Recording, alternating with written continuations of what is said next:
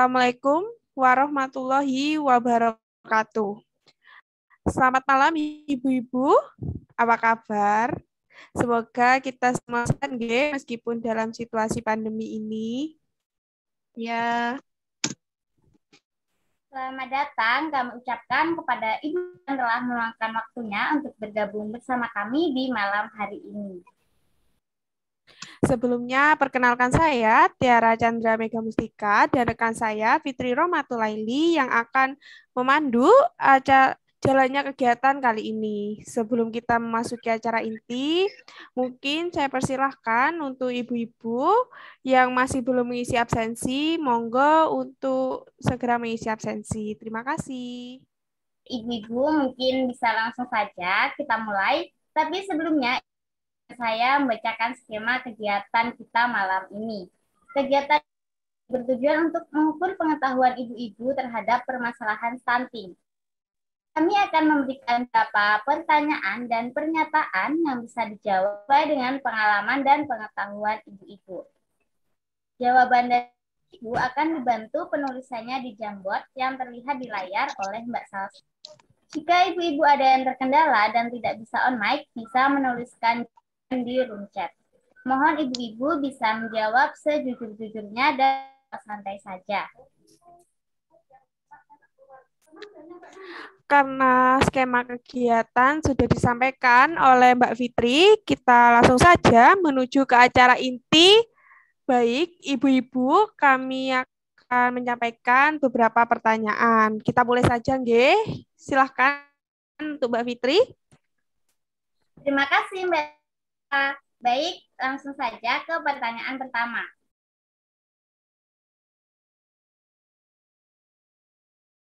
Apa yang diketahui tentang stunting? Silahkan kepada ibu-ibu bisa jawaban di kolom chat atau bisa langsung on mic. balita yang pertumbuhannya kurang baik. Mungkin saat beliaunya hamil, asupan gizinya kurang. Baik, monggo untuk Ibu Haula. Ya, Menurut Ibu, apa nggih stunting? bayi stunting itu terjadi karena kurangnya asupan gizi pada anak yang mulai sejak anak masih dalam kandungan sampai dia lahir, sampai umur 2 tahun. Salah satu penyebabnya itu kurang protein juga. Terus juga bisa karena kebersihan lingkungan, sehingga anak itu bisa terjadi infeksi dan pola asuh yang kurang baik juga dari orang tuanya. Itu bisa menyebabkan bayi stunting.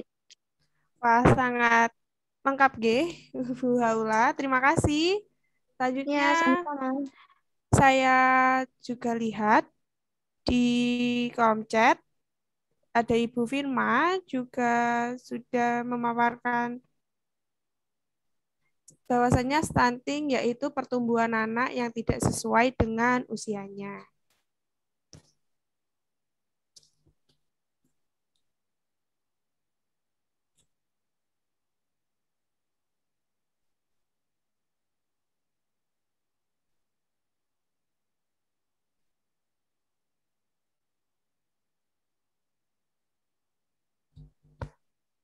Wah, ternyata banyak sekali nggih Mbak Fitri yang menjawab dan bervariasi juga ternyata. Ya, benar, Mbak. Oke, Mbak Tiara, mungkin bisa dilanjut ke pertanyaan yang kedua, oke? Baik. Nah, mungkin saya juga sedikit memberikan intermezzo nih untuk ibu-ibu. Hampir sama seperti yang dikatakan ibu-ibu tadi, saya juga mengutip dari Kemenkes bahwasanya stunting sendiri adalah masalah kurang gizi yang kronis dengan ditandai dengan tubuh pendek.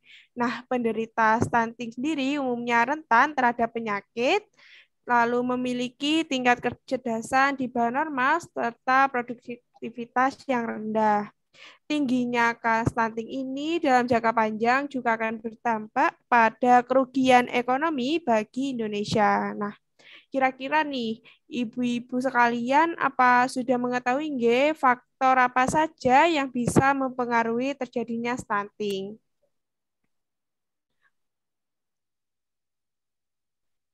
Silahkan mungkin Ibu Suyati ingin menyampaikan pendapatnya.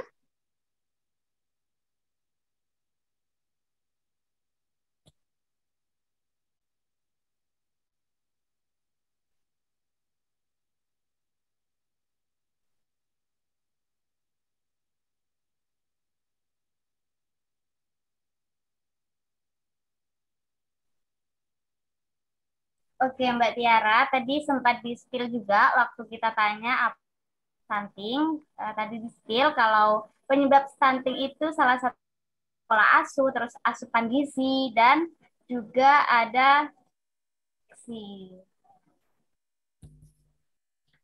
Wah, saya melihat di kolom chat Zoom ternyata ibu-ibu sudah mulai memberikan pendapat masing-masing nih Mbak Fitri sepertinya. Dari Ibu Firma mengatakan bahwasanya faktor yang menyebabkan stunting sendiri yaitu sanitasi kurang mendukung dan pola asuh dari orang tua. Begitu halnya juga Ibu Suyati juga mengatakan bahwasanya pola asuh yang kurang baik, pemberian protein yang kurang.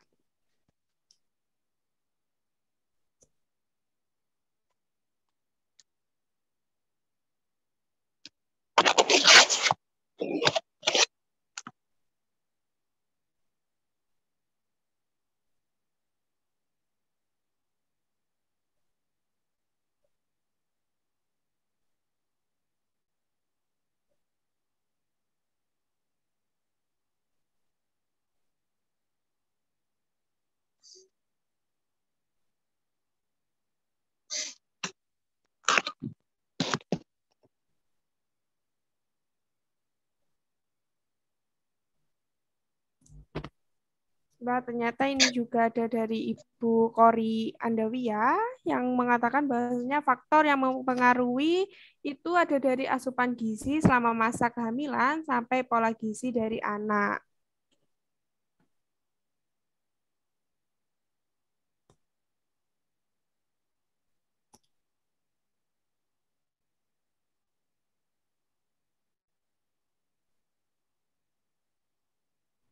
Baik Mbak Tiara dan Ibu-Ibu, sebelum kita pertanyaan yang ketiga, saya ingin sedikit memberikan pengertian terkait faktor apa saja sih yang bisa meningkatkan atau peluang terjadinya stunting pada anak. Nah, saya juga mengutip dari Kesbu bahwasanya faktor dari stunting adalah rendahnya asupan pada 1000 hari pertama kehidupan. 1000 hari pertama kehidupan ini sejak janin hingga bayi umur 2 tahun. Selain itu, buruknya fasilitas sanitasi, minimnya akses air bersih, dan kurang kebersihan lingkungan juga menjadi penyebab stunting. Kondisi kebersihan kurang terjaga membuat tubuh harus secara ekstra melawan sumber penyakit sehingga menghambat penyerapan gizi.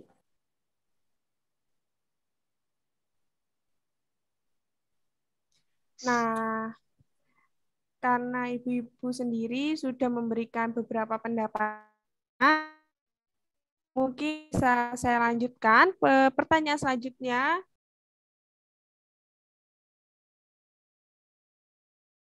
apakah ibu-ibu sendiri memberikan ASI eksklusif selama 6 bulan pertama kepada anak-anak ibu, nggih? Tapi mungkin jika ibu-ibu juga tidak memberikan ASI eksklusif selama 6 bulan, monggo boleh memberikan alasan terkait mengapa kok tidak memberikan ASI eksklusif selama 6 bulan, seperti itu.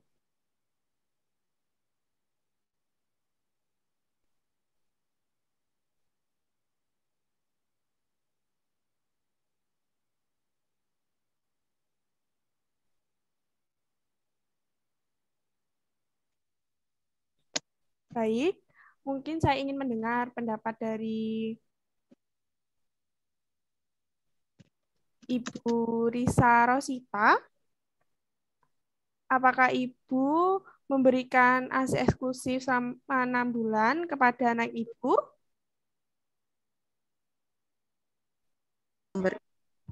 Iya, saya memberikan ASI eksklusif sama anak saya selama 6 bulan. Ya, terima kasih atas pendapatnya Ibu Risa. Lalu saya juga melihat pendapat dari Ibu Suyati di kolom chat Zoom, bahwasanya Ibu Suyati juga memberikan ASI eksklusif. Ini juga saya melihat pendapat dari Ibu Kori Adawiyah, bahwasanya Ibu Kori juga memberikan ASI eksklusif selama 6 bulan. Wah, ternyata ibu-ibu ini menjaga sekali nggih kesehatan anak-anaknya seperti itu. Di kolom chat Zoom juga saya melihat pendapat dari Ibu Fatihatus, bahwasanya Ibu Fatihatus juga memberikan ASI eksklusif selama 6 bulan.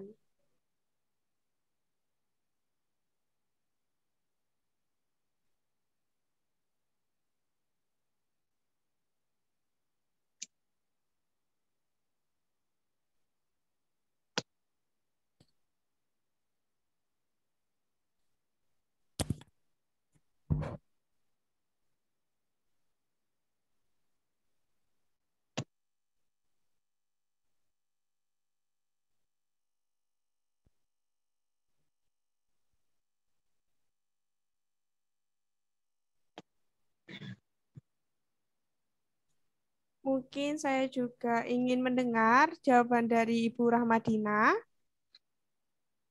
Apakah Ibu memberikan ASI eksklusif kepada anak Ibu?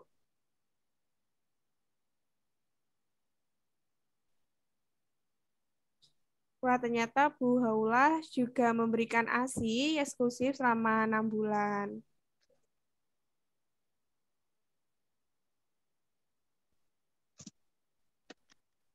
Wah, ternyata Ibu Oke, Ramadina itu ya, anaknya sangat lancar sekali. Setiap hari itu ya, selalu meminum ASI begitu. Alhamdulillah kalau anaknya bisa lancar untuk meminum ASI-nya, nggih.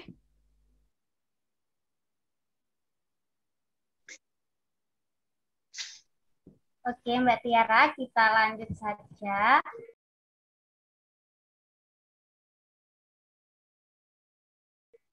ASI eksklusif nih Bu, kira-kira ketika anak ibu-ibu masuk usia diberikan MPASI instan atau membuat sendiri di rumah ya? Silahkan ibu-ibu bisa menuliskan pendapat di kolom chat ataupun bisa langsung online.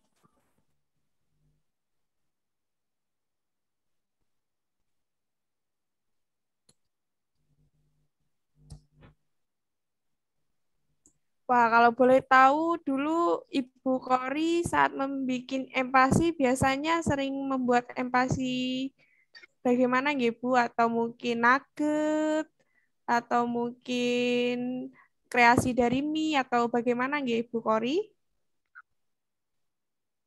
Oh, ternyata untuk Ibu Suyati sendiri sering membuat sendiri namun sesekali instan. Jika instan karena apa nggih Bu? Mungkin atau Ibu Suyati sedang sibuk atau bagaimana Ibu? Karena sedang sibuk atau waktunya terlalu mepet, saya ada kegiatan gitu. Oh, nggih Ibu. Karena instan kadangkali lebih efektif nggih Bu, lebih cepat seperti itu. Nggih. Tapi itu jarang sekali Mbak saya berikan kepada anak saya, kalau waktu tertentu saja, kalau waktunya nggak nutut gitu. Jadi kadang-kadang saya mesti sedia di kulkas kalau gitu. Wah, seperti itu. Baik Ibu, terima kasih Ibu atas pendapatnya. Lalu saya juga melihat di kolom chat Zoom dari Ibu Fatihatus bahwasanya awalnya empasi instan yang sudah terfortifikasi selama 1 bulan, lalu waktu usia 7 bulan mulai membuat sendiri sesuai menu 4 bintang. Wah, kalau boleh tahu menu 4 bintang itu seperti apa nggih Bu? Untuk Ibu Fatihatus mungkin bisa menjelaskan kepada kami, sharing-sharing.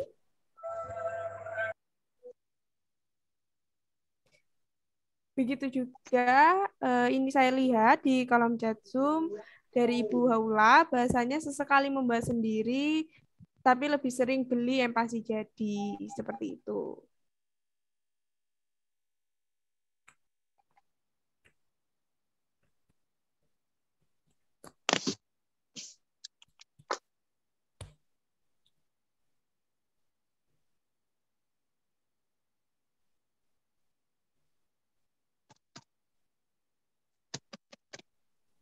Mungkin dari ibu-ibu yang anaknya masih di bawah bulan, kira-kira sudah ada rencana untuk membuat MPASI atau lebih memilih ke MPASI instan, Ibu?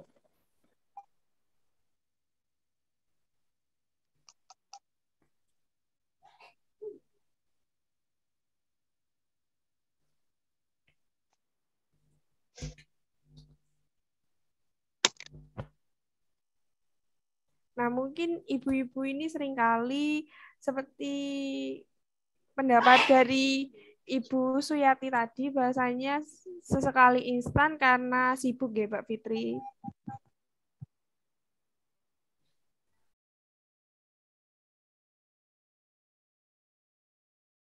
Nah, Iya, mungkin betul Mbak Tiara. selain itu, kira-kira ibu-ibu sendiri apakah sudah memberikan asupan lengkap kepada anak? Mungkin asupan lengkap di sini seperti karbohidrat, lalu protein, dan vitamin, seperti itu. Bagaimana ibu-ibu? Sudah sih, Mbak.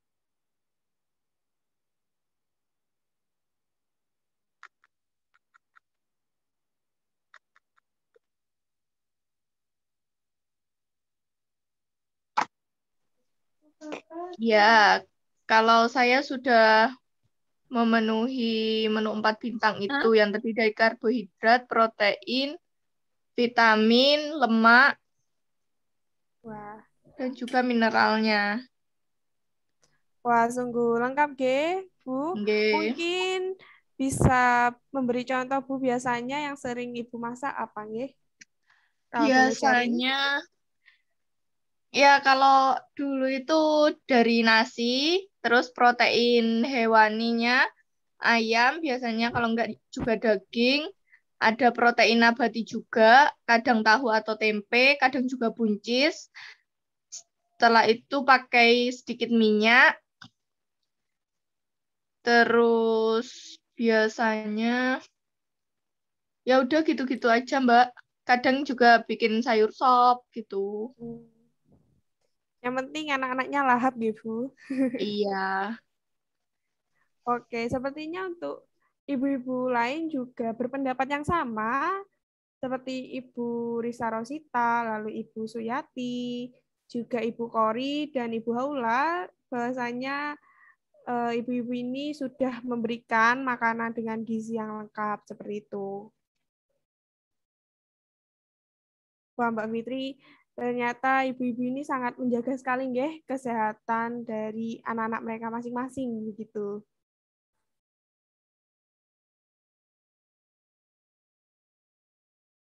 Nah, Ibu dan Mbak Tiara juga, seperti yang kita lihat, banyak ibu-ibu yang lebih memilih memberikan makanan yang disukai meskipun itu tidak mencukupi nutrisinya. Contoh, anak itu lebih makan pakai kerupuk saja dengan kecap gitu, Ibu. Nah, anak makan seperti itu karena anak-anak bisa lebih lahap dari anak-anak dipenuhinya, namun anak-anak khusus tersebut. Tapi ibu-ibu ini tipe bagaimana gitu? Apakah memilih memberikan makanan yang disukai makanan yang cukup nutrisi dengan membuat?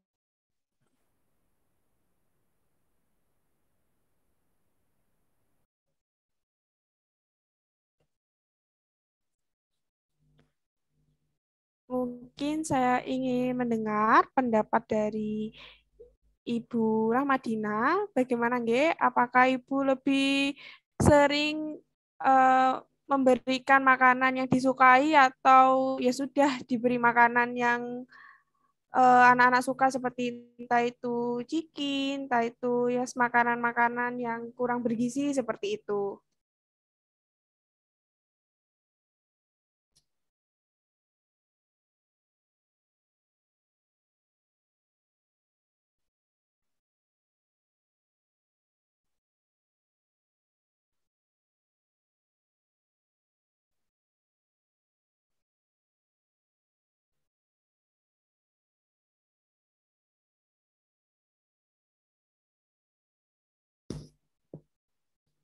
Wah, nggih.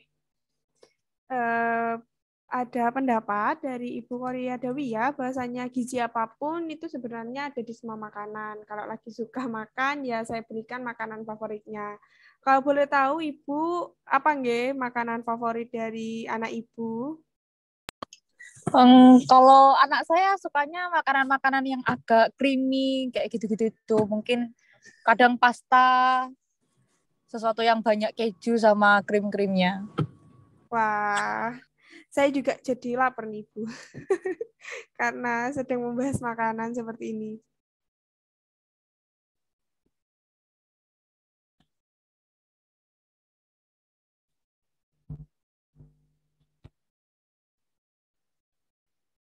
Baik, saya juga melihat pendapat dari Ibu Ramadina, bahasanya biasanya Ibu memberikan makanan yang dimasak dari rumah, karena jarang beli ciki di luar karena pandemi. Nggih, Ibu, saya setuju karena sekarang sedang pandemi, jadi lebih baik untuk memasak makanan sendiri seperti itu.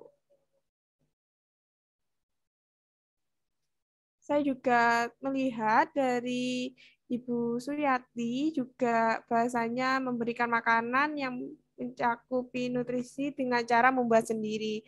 Untuk Ibu Suryati sendiri biasanya membuat apa nggih Bu untuk cemilan mungkin untuk anak-anak? Biasanya saya bikinkan itu yang paling dia suka itu kroket kentang, pakai campur keju dengan daging cincang. Wah, itu protein dapat, lalu karbohidrat juga dapat, lengkap gitu, Bu. Wah, ini juga ada pendapat dari Ibu Haula, bahasanya lebih sering memberi makanan kesukaan, yaitu makanan yang berkuah, seperti itu.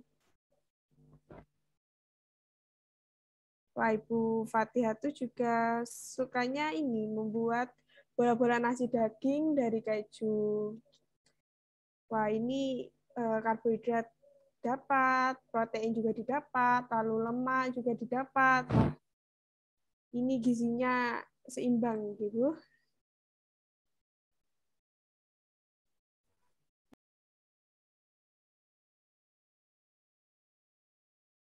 Nah, Mbak Tiara, biasanya kira-kira ibu-ibu yang masak untuk anak ini sering menambahkan MSG atau tidak? Wah, bagaimana nih Bu? Apakah ibu-ibu saat memasak sendiri lebih suka memakai MSG yang biasa sering di pasaran atau mungkin lebih memakai yang alami hanya cukup garam dan gula seperti itu?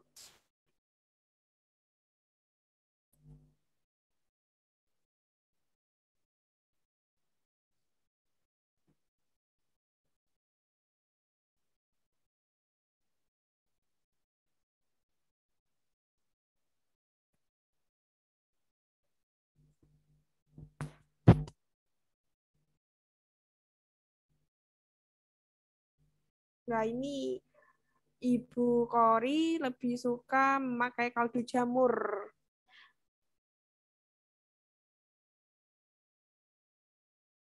Sama halnya dengan Ibu Risa Rosita yang memakai kaldu jamur. Lalu ada juga dari Ibu Haula yang sependapat sama saya lebih sering cuma memakai garam dan gula. Untuk Ibu Suyati sendiri biasanya pakai kaldu ayam atau daging. Nah, untuk Ibu Suyati ini biasanya kaldu ayamnya dari daging ayam langsung atau memakai MSG seperti Mungkin kita boleh ya Bu menyebut merek seperti Royco, seperti itu. Memakai apa Hmm, yang Ibu enggak. biasanya? Langsung dari kaldu ayam langsung sama kaldu dagingnya langsung. Kita rebus, Wah, ambil airnya. wah, lebih sehat gitu dibanding memakai yang instan seperti itu. Untuk Ibu Fatihatu sendiri lebih sering menambahkan keju, bawang merah, bawang putih untuk bumbu aromatik dan rasa gurihnya. Wah, ternyata ibu-ibu ini lebih suka yang sehat dan alami, guys, sepertinya. Yang demi kesehatan sang buah hati pastinya.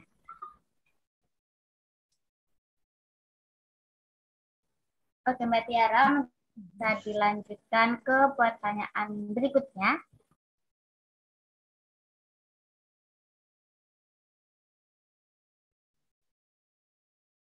Baik, ibu-ibu, biasanya ibu-ibu sebelum membuat, lalu menyajikan, bahkan menyuapi anak, nah ibu-ibu ini sering cuci tangan atau enggak nih? Nah, kalau cuci tangan biasanya pakai sabun atau hanya cuci tangan pakai air aja nih? Monggo, ibu-ibu. Pakai sabun dong, Mbak. Wah, Ibu Suyati. Nah, ini juga ada Ibu Fatihatus. Lalu juga pendapat dari Ibu Risa Rosita, Ibu Haula, lalu Ibu Kori Adawiyah juga mengatakan bahasanya cuci tangan memakai sabun dan juga air mengalir. Ya, benar. Saya setuju dengan pendapat Ibu Kori Adawiyah bahasanya kalau kita tidak mencuci tangan dengan baik dan juga tidak menggunakan sabun, nantinya akan terjadi penyakit yang tidak kita inginkan. Salah satu contohnya yaitu diare seperti itu. Nah, Mbak Fitri sendiri biasanya kalau mau makan nih, cuci tangan dulu apa enggak nih?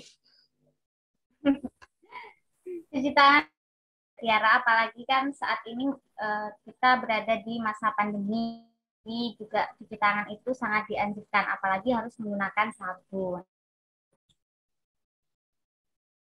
Nah, benar banget Mbak Fitri. Apalagi kalau tidak cuci tangan kayak rasanya masih kurang gitu.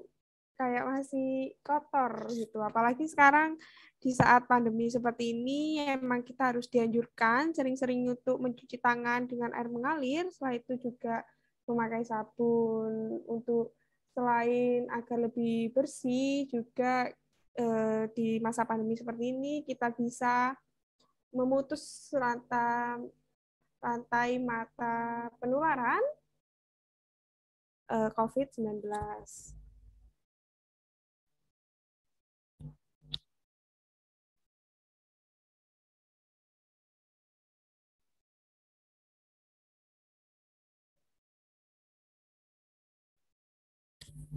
Mungkin sebelum kita ke pertanyaan selanjutnya, kita sembari menunggu, ibu-ibu, untuk Mbak Salsa menuliskan jawaban-jawaban ibu di Jamboard.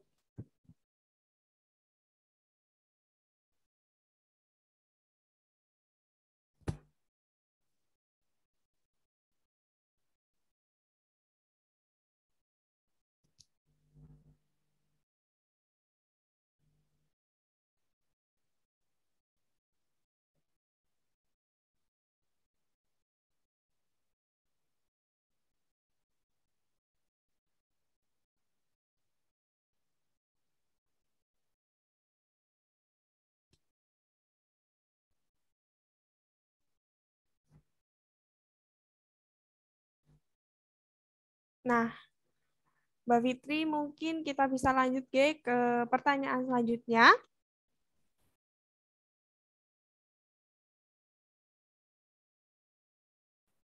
Silahkan, Mbak Tiara. Oke, ibu-ibu. Eh, apakah ibu-ibu sudah memberikan imunisasi yang lengkap kepada anak-anak ibu?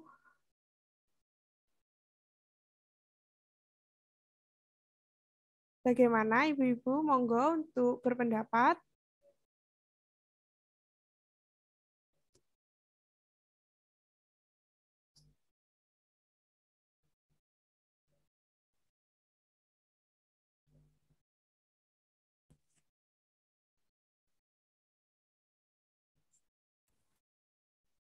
Mbak Tiara, sepertinya ini Ibu sudah memberikan imunisasi yang lengkap pada anak-anaknya. Nah, iya. Ini seperti yang disampaikan oleh Ibu Fatihatus, biasanya sudah lengkap nih, sampai 9 bulan. Vitamin A juga sudah, lalu obat cacing juga sudah. Wah, sudah lengkap ya Ibu-Ibu, Alhamdulillah.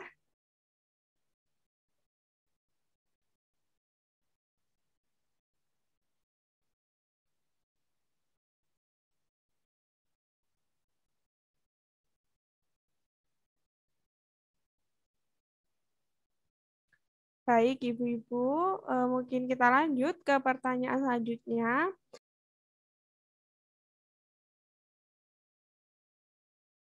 Di masa pandemi seperti ini, apakah Ibu-Ibu rutin membawa anak-anak Ibu ke posyandu atau pelayanan kesehatan, entah itu untuk menimbang, lalu berobat, konsultasi, ataupun tadi imunisasi? Bagaimana Ibu-Ibu? Dari Ibu Kori mengatakan tidak. Kenapa Ibu? Kalau boleh tahu alasannya? Kalau untuk imunisasi mungkin masih datang ke puskesmas gitu, tapi kalau untuk penimbangan berat badan itu kan kayaknya belum, bukan sesuatu yang urgent gitu loh. Jadi bisa ditunda karena resikonya lebih besar daripada datang dengan nggak datangnya tuh loh, lebih besar datangnya kan. Lalu biasanya untuk anak Ibu ditimbangnya apakah memakai menimbang sendiri lalu dikirim ke kader posyandu atau bagaimana gitu biasanya? Ditimbang sendiri, terus kalau untuk dikirimnya kayaknya enggak sih. Ya hanya untuk kayak perkiraan aja untuk anak usia sekian, di buku pink itu apakah sudah cocok berat badannya untuk anak bulan kesekian, apa berat badannya sudah cocok, tinggi badannya sudah cocok, itu bisa dititik sendiri sih di buku pinknya. Oh, seperti itu. Baik, terima kasih Bu Kori. Lalu di sini juga ada pendapat dari Bu Risa Rosita dan juga Ibu Haula yang mengatakan tetap mengajak anaknya, membawa anaknya untuk ke posyandu ataupun pelayanan kesehatan. Nah, lalu juga ada pendapat dari Ibu Fatihatus bahwasanya posyandu adanya posyandu keliling di lingkungan Ibu Fatihatus, jadi tidak perlu keluar rumah. Nah, kalau boleh tahu biasanya posyandu keliling ini setiap hari apa, atau mungkin 1 bulan sekali, atau mungkin seminggu sekali? Bagaimana Ibu Fatihatus?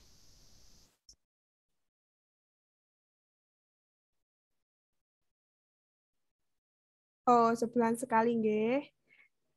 Kalau boleh tahu setiap hari apa, nggih, Bu? Atau tidak menentu, hanya sebulan sekali saja seperti itu?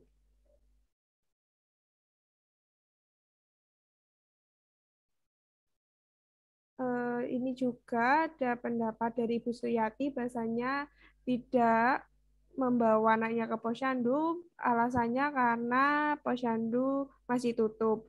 Lalu untuk biasanya penimbangan berat badan lalu pengukuran tinggi dilakukan dengan cara bagaimana nggih Ibu Suyati?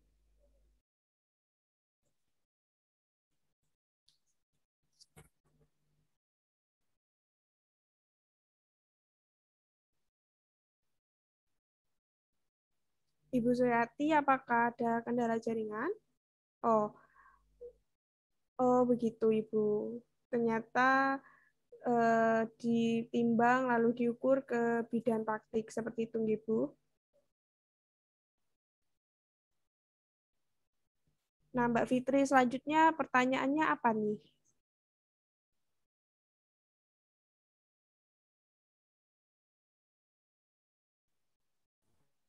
Nah, sebagai puncak dari pertanyaan yang akan kami berikan kepada ibu-ibu, kami ingin bertanya, terkait program seperti apa inginkan untuk menurunkan angka stunting Banyuwangi. Karena perlu diketahui di Banyuwangi sendiri angka stunting ini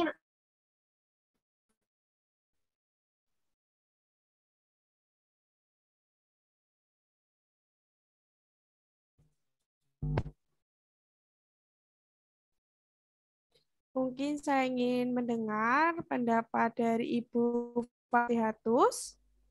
Silakan Ibu Fatihatus, kira-kira apa nggih program selain mungkin jemput bola yang sudah dilakukan di lingkungan Ibu, apalagi mungkin yang Ibu harapkan program dari pemerintah khususnya untuk menurunkan angka stunting.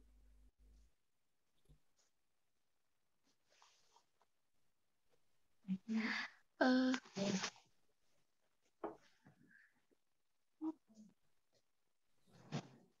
Mungkin lebih ditingkatkan lagi untuk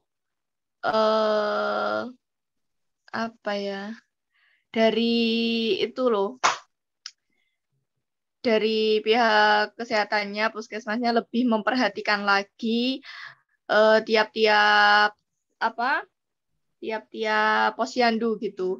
Jadi kalau menurut saya di tiap-tiap posyandu itu kayaknya sangat itu, Mbak, terlalu ala kadarnya gitu loh.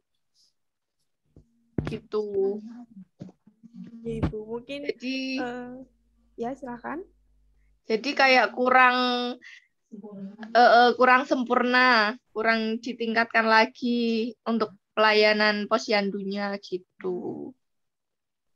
Wah, baik. Baik, Ibu Fatih. Mungkin dari Mungkin Mbak Tiara, keinginan Ibu Fatihatus ini seperti ada perubahan dari posyandu itu sendiri, bukan hanya menimbang atau memberikan informasi saja. Nah, ini juga ada pendapat nih Mbak Fitri dari Ibu Suyati, bahwasanya mengadakan sosialisasi dan pendampingan kepada ibu-ibu hamil dan buku panduan resep makanan yang bergizi. Ya mungkin dari resep makan ini sendiri bisa menjadi referensi PMT mungkin Bu, agar lebih variatif, mungkin snack-snack yang bisa diberikan kepada anak-anak seperti itu. Selanjutnya ini juga ada dari Ibu Kori Adawiyah, bahasanya pendapat dari Ibu Kori diharapkan adanya konsultasi gizi yang tepat pada yang ahli seperti itu. Selanjutnya ada dari pendapat Ibu Haula yang mengatakan hampir sama sepertinya seperti pendapat Ibu Suyati, bahasanya adanya sosialisasi ke ibu-ibu hamil dan ibu-ibu muda tentang stunting seperti itu. Wah, ternyata program-program yang diinginkan ibu-ibu ini termasuk program-program yang bervariasi, nggih, Mbak Fitri? Iya, betul sekali Mbak Tiara. Semoga program-program yang diharapkan ibu-ibu ini juga bisa terrealisasikan seperti itu.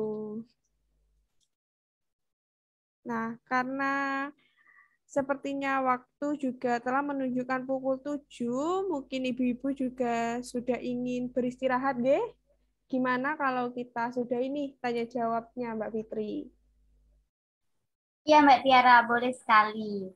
Nah, ibu-ibu tidak terasa kita sudah di penghujung acara dengan berakhirnya sesi sharing kita pada malam hari ini. Sangat luar biasa pendapat dari ibu-ibu sekalian. Sebagai dapat disimpulkan, stunting sendiri merupakan kondisi di mana dengan tubuh pendek. Penyebabnya sendiri adalah bisa dari lingkungan di mana kurangnya air bersih dan sanitasi yang buruk. Selain itu pemberian asupan gizi juga berpengaruh. Ibu-ibu lebih sering memberikan asupan gizi yang baik. Insya Allah anak akan terhindar dari stunting. Nah, setuju nih saya dengan Mbak Fitri. Gizi yang baik, seperti adanya asupan karbohidrat, protein, vitamin, dan lain-lain. Intinya gizi yang seimbang nantinya akan mencegah stunting pada anak. Selain itu, pemberian ASI eksklusif juga sangat penting ibu-ibu, karena dengan ibu-ibu sekalian memberikan ASI eksklusif pada anak, ibu bisa memberikan nutrisi yang ideal bagi anak dan juga menjaga sistem kekebalan bagi anak. Tapi ibu-ibu jangan sampai salah nggih membedakan antara stunting dan juga gizi buruk. Hal yang paling mencolok dari stunting yang telah dikatakan Mbak Fitri tadi yaitu pertumbuhan melambat pada anak. Jadi anak mengalami tubuh yang lebih pendek dibanding teman seusianya. Nah, Untuk gizi buruk sendiri biasanya dapat diukur dari berat badan. Begitu nggih, Ibu-ibu? Nah, Mbak Tiara dan Ibu-ibu, sebelum kami menutup acara pada malam hari ini, sebelumnya kami ingin memberikan sedikit ucapan terima kasih kepada Ibu serta foto bersama terlebih dahulu, ya. Silahkan, teman-teman.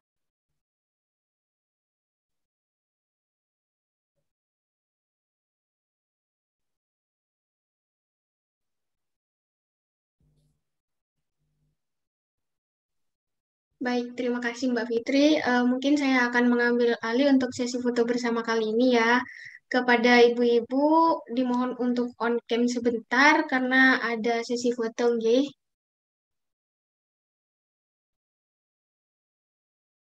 Mungkin bisa mencari posisi yang ternyaman terlebih dahulu bagi yang di luar.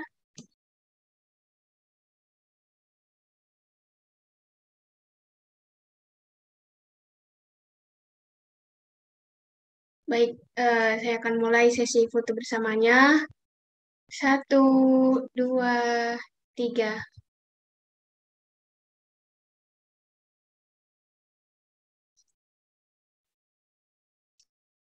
Baik, saya ulangi.